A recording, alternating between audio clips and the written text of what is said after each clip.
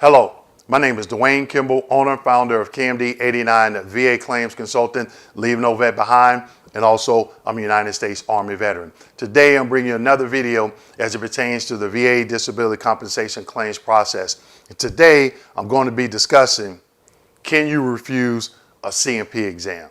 Okay, so we'll do a deep dive into that. But before I get into today's video, I just want to thank all our attendees that attended our last 3 veteran town hall meetings. The first town hall meeting, we asked the attendees, some of the pros and cons, ups and downs that they have been going through or noticed in the VA disability compensation claims process.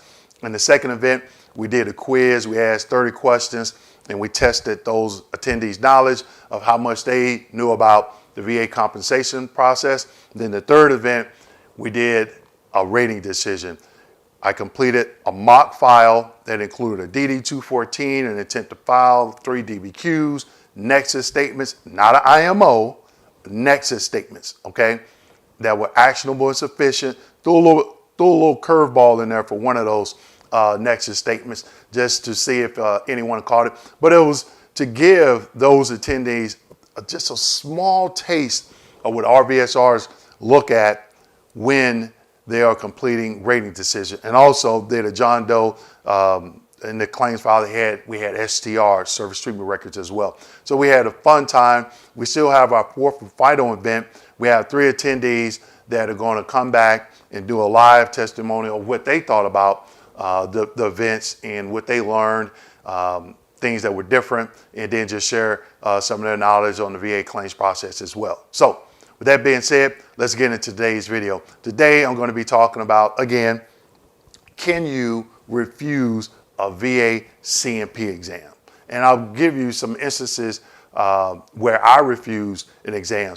I talked about this in other videos, and I get a lot of comments, whether by email, on YouTube, and veterans say, well, I checked the FDC box, I had a nexus statement, and I heard you say you didn't go to your exam.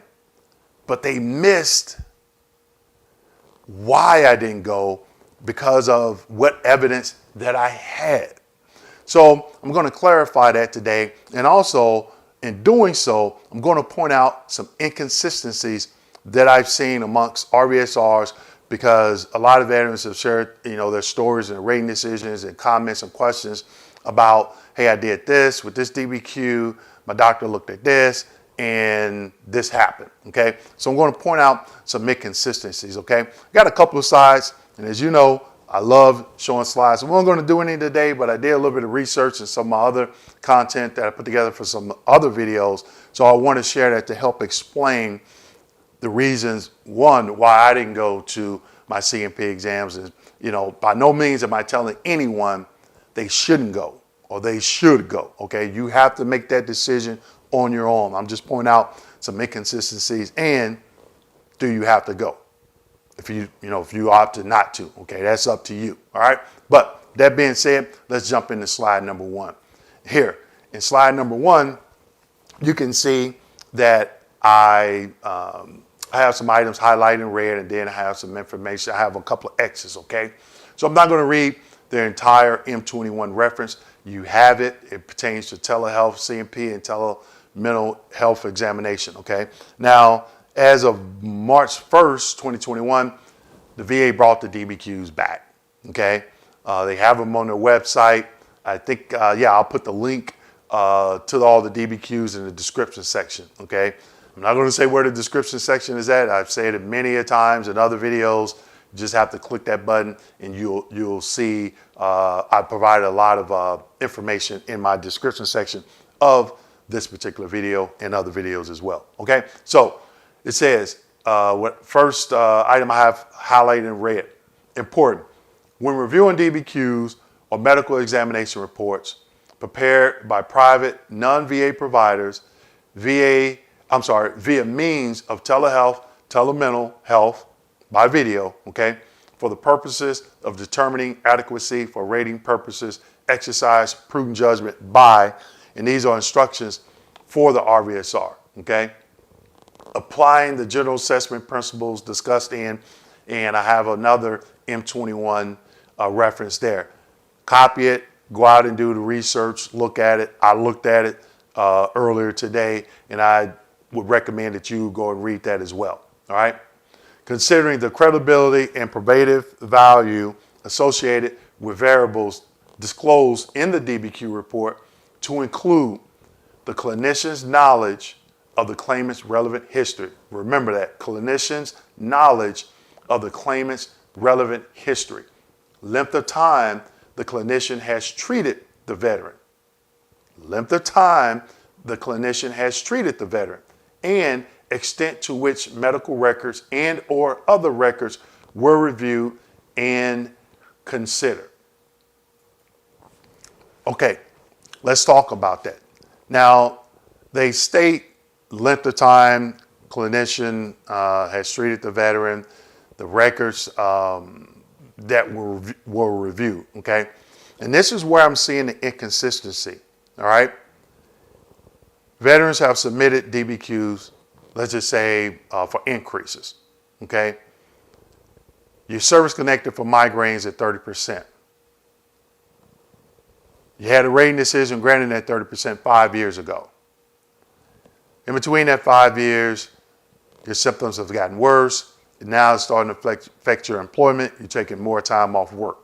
You go to your private doctor. He or she fills out a DBQ. They look at your DD-214 to confirm that you are a veteran. You take the rating decision showing that you are service connected for migraines at 30%. And you may have some evidence from work, showing that you missed some days off of work, okay? Then you have a disability breakdown letter that also shows you're service connected for migraines at 30%. Your private doctor reviews all that evidence. Let's just say you've been seeing this doctor a couple of weeks or a couple of years, okay? And that M21, that's what they're part of their instructions. Not saying that's a criteria, just for RVSRs or something for them to look at, okay? Complete the DBQ, you submit it to the VA. Now, for all intents and purposes for this video, let's just say that DBQ is actionable and sufficient for rating purposes, meaning all the information on that form is completed correctly. It is actionable and sufficient.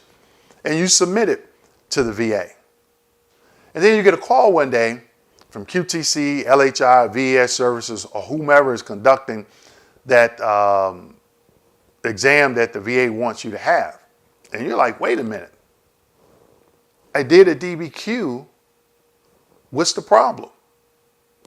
And you refuse to go to that exam because you don't want there to be any conflicting medical evidence. It's a claim for increase, so you're already service connected. Why would that doctor need to see anything before that rating decision, like, treatment and service or something, because the VA has already created that link because you're already service connected for it, right? So the private doctors looked at everything from the last rating decision that granted the migraines up until the present day. And they scheduled you an exam. And you said, nope, I'm not going to that exam because I don't want there to be any conflicting medical evidence right with the evidence of record. Because if I go see your doctor, 9 times out of 10, there's going to be something totally different, okay? And you refuse that exam. Now, in my opinion, if everything is correct, you should be getting a rating decision in the mail, granting that particular condition. Now, as I stated before the first slide, I talked about my situation as it pertains to why I didn't go. The example I just gave you, that's what happened to me. Okay, and that's the reason why I did not go. I was already service connected. My doctor didn't need to look at my STRs from service because the VA has already done that and they've granted me that benefit. Why does he or she need to go back and look at any of that information? They didn't. I gave them everything that I had from the rating decision that granted the benefit up until the present time. Now, if I would have went to that exam, that private doctor or the VA C&P examiner, they wouldn't have saw my personal records. The only thing they would have saw was my rating decision. That was it. So they had less information to review than my own doctor. Now, I never, in there it says, in the M21, one of those bullet comments, it says length of time. That doctor that I would have went to see, that they wanted me to go see, that would have been my first and last time ever seeing that doctor. Okay?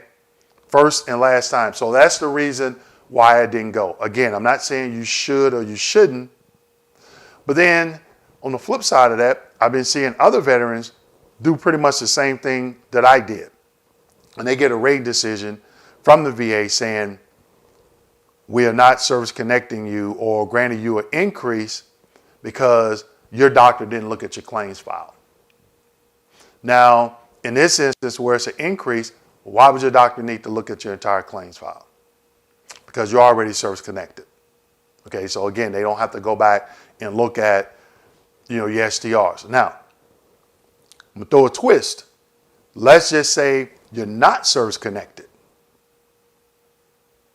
and you go to your private doctor to have them to do a DBQ, let's just say for migraines. Now that claims folder is going to play a role in it because what's in that claims folder? Your service treatment records or anything else. But let's just say you have all that information.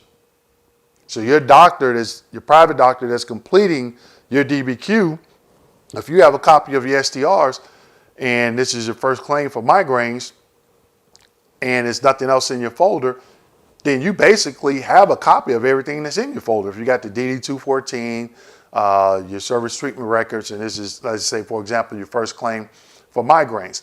But every claim is different. There's going to be some twists and turns, but you have to think what you're doing with their claim. I tell people, get a copy of your claims folder. Veterans are dragging their feet because if you have a copy of that claims folder and you take, a DBQ to your doctor and you just show them that disc, then they can say, yep, I thumbed through it, I reviewed it, and everything we're talking about is a moot issue. Okay, but veterans still are lackadaisy about submitting that request. Okay, so that leads me to the next slide. Slide number 2. And in slide number 2, one thing on the DBQs that you will find is a clinical findings evidence review. And it's sort of tied to that first slide that I showed you about the M21. Okay, so it says evidence review. Evidence review. No records were reviewed. If that box is checked, depending on what it is, they might schedule a C&P exam, but what I've been seeing, regardless of what you submit, whether it's right or wrong, they're scheduling it anyway, okay? Records review. Doctors check that. What records were reviewed? If you got a copy of your claims folder, then you can have your doctor say, hey, just thumb through this, but I printed out some pertinent information, but they can outline everything there. And this is, I haven't looked at every DBQ. I took this one from the PTSD review DBQ, but I've seen the DBQ for the back, and that's on there. And so I must assume that all DBQs that were uploaded to the VA's website on March 1st, 2021 of this year has this section. It may be a different section, but it'll have clinical findings. I'm sure I didn't go through all of them to see if they had it, but I'm pretty sure they do. Evidence review. Now, this wasn't on the old DBQs, and like I said, I knew if they did bring the DBQs back, I didn't think that they would, but I did mention in other videos, if they did, there's going to be some changes, and this is one of those major changes, and I'll link the video that I did back in March where I talked about a little bit more in depth of the different things that are new on the new DBQs, okay? So, in conclusion, 1, why haven't you got a copy of your claims file? I've showed my claims file, the 2 volumes. I've showed it in live streams. I did a video on when I received my claims file on CD. So 1, why are you dragging your feet to make this request to get a copy of your claims file? 2, why haven't you started to keep all the information that you sent the VA and the VA sent you? I've asked for people to leave comments in certain videos where I ask that question, and a lot of veterans don't. I don't understand why you haven't obtained a copy of your claims file. Even if you are 100% P&T, you still want to have that information, okay? So just keep in mind, when you go get a DBQ done by your private doctor, if you just so happen to do that, what evidence are you taking, objective evidence, or what objective evidence are you taking them to review? Are you doing it for a new claim? Are you doing it for a secondary claim? Okay, and are you doing it for an increase? If you're doing it for a secondary claim, again, I don't see why, just the same as an increase, you're doing it for a secondary claim. Why would the doctor need to look at your STRs? Because you're claiming it's secondary. You're saying that I didn't have this condition in service, but another service-connected condition has aggravated the condition I have now. So what would they probably need to see? I'm thinking DD-214, service treatment, not service treatment records, but DD-214, the rating decision that granted service connection for the primary diagnosis that you're claiming that secondary condition to, and a summary disability breakdown letter, and maybe any other information that you may have. So your private doctor will have that information because you're going to have it, okay? But their doctor may not have it. Their doctor may decide to do, I'm going to do an ACE exam. I have enough information. And those exams, I don't like, because at least pick up the phone and call a vet, because there could not be some information in there that's pertinent that may be able to grant service connection or that increase. So I'll leave you with this. Request a copy of your claims file, okay? Take that piece of it out of that RVSR's hand for them to say, nope, your doctor didn't look at this. Now, could you possibly win it if your doctor did look at something? Because in AM21, it didn't state they had to review the entire claims file. They had to, obviously, the VA saying they need to look at something, okay? So with that being said, please like, subscribe, hit that notification button. We have updated classes for the remainder of June, so please go out there and check them out on our website, which is in the description section. If I don't see you in one of my educational trainings, I'll see you in my next educational video. Thank you.